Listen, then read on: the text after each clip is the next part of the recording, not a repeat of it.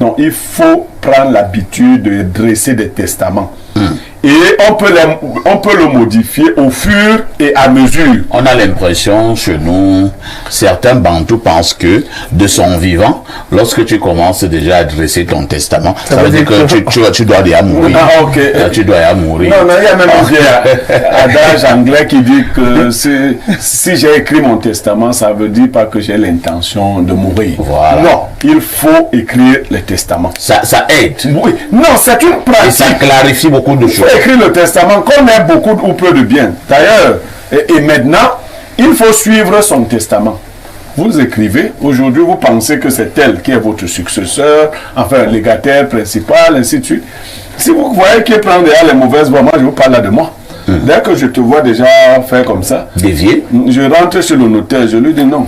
Modifie. Change encore. Modifie. Et vous avez la liberté de modifier votre testament autant de fois que possible. La loi prévoit que c'est la dernière version qui est retenue. Je dis non. Une femme peut très bien te faire l'amour, tu te lèves le matin, tu pars, tu dis que non. La maison principale, c'est pour elle. Après, tu te dis, mais qu'est-ce qui m'a pris? Comment je peux lui donner la maison là? Bernard Dobasson, la dénonciation de ce lundi matin. Alors, parfait, ici, je vous avais annoncé vendredi que j'avais une dénonciation pour un bailleur, un locataire têtu, mais je la ferai demain. Parce que j'ai eu l'élément complémentaire qu'il me fallait. Aujourd'hui, c'est une dame qui vit du côté d'Odza.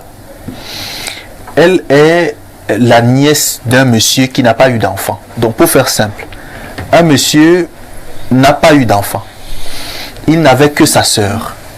Il n'était que deux. Et sa sœur a fait une fille. Il n'avait plus de parents. Le monsieur a donc choisi de prendre sa nièce et d'en faire sa fille.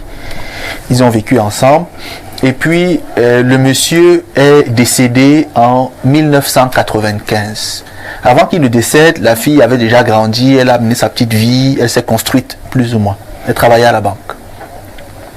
Après le décès du monsieur, la jeune dame est rentrée dans le domicile dans lequel son oncle vivait. Elle a pris les titres fonciers que son oncle avait fait établir sur ses parcelles, elle a gardé. On est en 1998. En 2021, un monsieur arrive. Il la signe en expulsion et en destruction des locaux, en lui faisant comprendre qu'il est copropriétaire de ce terrain avec le défunt oncle. Et donc, il veut vendre le terrain à un opérateur économique et il a déjà perçu l'argent de l'opérateur économique.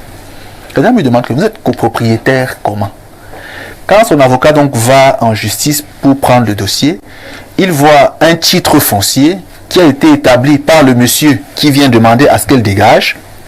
Dans ce titre foncier, il est bien inscrit que le monsieur en question est copropriétaire. Sauf que dans ce qu'elle a comme titre foncier que son oncle avait laissé, il n'y a pas de copropriété. Donc, et le monsieur ensuite dit qu'il a obtenu une sortie d'indivision. Bon, c'est un terme juridique, sortie d'indivision de la copropriété en 1998. Alors que l'oncle est mort en 1995, sans qu'il y ait eu de procédure quelconque engagée dans ce sens-là. Le monsieur donc qui a perçu l'opérateur économique est en train de vouloir expulser la dame de la maison par force. Chaque jour, il lui dessert des mandats d'emmener depuis 2021. Ils sont à 17 procédures engagées depuis 2021. La femme a déjà gagné 13 procédures, mais elle est essoufflée. Ses enfants et elle sont en train d'être menacés tous les jours. Ils entrent dans la maison, ils la bastonnent matin, midi, soir. Elle ne peut rien faire puisqu'elle n'a pas d'homme à côté d'elle. Vous voyez. Donc, c'est vraiment compliqué, elle en souffre. Maintenant, je vous donne les noms. La dame plaignante s'appelle Madame Bissa Salomé. Le terrain en question se trouve à Oudza.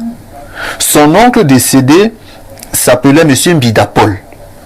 Et sa mère à elle s'appelait Madame Angoula. Donc Madame Angoula est la sœur de Monsieur Mbida.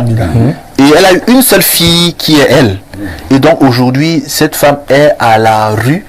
Elle a appelé toutes les personnes qui auraient pu l'aider afin que cette situation puisse être solutionnée. Elle est menacée de toutes parts par un monsieur qui apparaît de nulle part, qui se dit être le frère de son oncle, alors qu'il n'avait pas d'autres personnes dans la famille que sa défunte sœur. Pour l'instant, est-ce que la dame qui se plaint n'a pas un document final de la justice qui fait d'elle l'héritière de ce domaine?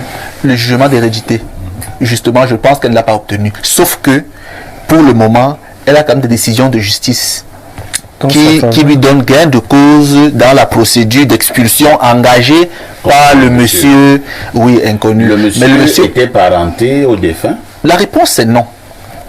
La réponse est que, d'après les enquêtes, oui, d'après les enquêtes, c'était un ami du défunt. L'affaire est compliquée, hein?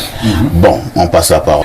Pierre Blériot-Niemek, en pareille circonstance où nous avons besoin de justice, nous en parlions déjà hier dans le cadre de notre programme Libre Expression, les tares de la justice au Cameroun. La dame ne peut pas avoir gain de cause sur 13 procédures et continue à être malmenée de cette manière. Oui, mais parfait, je vais un peu faire l'avocat du diable. L'oncle de la dame ne l'a pas beaucoup aidé. Ah bon? Oui, bien sûr. Bien sûr, il ne l'a pas beaucoup aidé. Bon, peut-être qu'il y a des non-dits. Il n'a laissé aucun document qui disait qu'il héritait sa nièce. Hein. Ce n'est pas le fait de l'avoir élevée. Vous voyez là où on dit qu'il ne l'a pas aidé. On comprend. Oui. Il n'avait pas d'enfant, il avait un seul enfant. Il n'a pas dit que mes biens reviennent à tel. Vous voyez là, on rentre dans les processus successoraux. On dit que non, quand tu n'avais pas d'enfant, ta famille, après ta mère, ce sont tes frères. Après, vous voyez, on est obligé, parce que dans l'ordre de la succession, les cousins, les nièces viennent très loin. Si ce monsieur avait eu un mariage, et que même la femme serait partie sans qu'il y ait rupture des liens du mariage, c'est elle qui serait... Vous voyez, donc il n'a pas, et nous sommes nombreux, je ne veux pas dire vous, nous sommes nombreux à ne pas clarifier les questions d'héritage. Comme nous sommes des jouisseurs, chacun veut jouir de ses biens jusqu'au jour où la mort le surprend. Donc il faut prendre l'habitude de dresser des testaments. Et on peut le modifier au fur et à mesure. On a l'impression chez nous, certains Bantous pensent que de son vivant, lorsque tu commences déjà à dresser ton testament, ça veut dire que tu dois déjà mourir. Ah, ok. Tu dois déjà mourir. Non, il y a même un vieil adage anglais qui dit que si j'ai écrit mon testament, ça veut dire pas que j'ai l'intention de mourir. Voilà. Non, il faut écrire le testament. Ça aide. Oui. Non, c'est une pratique. Et ça clarifie beaucoup de choses. Écrire le testament qu'on ait beaucoup ou peu de bien. D'ailleurs, et maintenant, il faut suivre son testament. Vous écrivez, aujourd'hui vous pensez que c'est elle qui est votre successeur, enfin légataire principal, ainsi de suite. Si vous voyez qu'il prend déjà les mauvaises voies, moi je vous parle là de moi. Dès que je te vois déjà faire comme ça, dévier, je rentre chez le notaire, je lui dis non. Modifie. Change encore. Modifie. Et vous avez la liberté de modifier votre testament autant de fois que possible. La loi prévoit que c'est la dernière version qui est retenue. Je dis non. Une femme peut très bien te faire l'amour, tu te lèves le matin, tu pars, tu dis que non. La maison principale, c'est pour elle. Après, tu te dis, mais qu'est-ce qui m'a pris? Comment je peux lui donner la maison là? Tu rentres, tu dis au notaire que non. Enlève ici, enlève. Et le notaire, c'est ça, il enlève. Non, pour être plus sérieux, il n'a pas aidé sa nièce. C'est pour cela qu'elle est dans tout. Alors, qu'est-ce qu'il faut faire en pareille circonstance? Deux choses. Parallèlement, elle doit lancer le jugement d'hérédité. Parce que ça fait longtemps, c'est trop. Les gens aussi ne sont pas conseillés. Le jugement d'hérédité dans leur cas n'aurait pas été très difficile. Il n'y a pas beaucoup de membres de famille. Le jugement d'hérédité, c'est que vous apportez la preuve que vous avez des liens directs avec celui qui est mort et que c'est ça votre famille. Donc maintenant, le juge regarde comment l'hérédité se suit. Est-ce que ce monsieur avait les enfants? Non. Est-ce qu'il avait une femme? Non. Dans l'ordre de la succession, ses parents, les ascendants, est-ce qu'ils sont encore là? Si c'est eux, si c'est pas... Donc, on en arrive à vous. On dit donc que oui, le bien de quelqu'un ne se perd pas comme ça. Voici sa famille. Elle aurait eu ce document. Deuxième chose, attaquer l'autre. Il ne faut pas seulement subir les procès. Parce que quand vous subissez les procès, chez le juge, celui qui se plaint, c'est comme s'il avait un peu raison.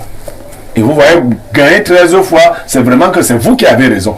Il faut attaquer le titre foncier de ce monsieur, qui est forcément... c'est trop tard. Qui a des problèmes. Ce titre foncier a forcément des problèmes parce que, pour le peu que je sais des titres fonciers, je ne suis pas juriste, mais comme j'en ai quelques-uns, c'est que s'il il ne pouvait pas avoir un titre foncier en copropriété. Lui pouvait racheter le terrain de ce monsieur. Voilà donc, voilà, ou faire une mutation totale ou partielle. Il ne pouvait pas avoir ce genre de choses. Donc, le titre foncier de ce monsieur a des problèmes. Il faut attaquer le titre foncier. Il faut faire le jugement d'hérédité. Une fois qu'elle aura ces deux éléments, on sera fondé à l'aider.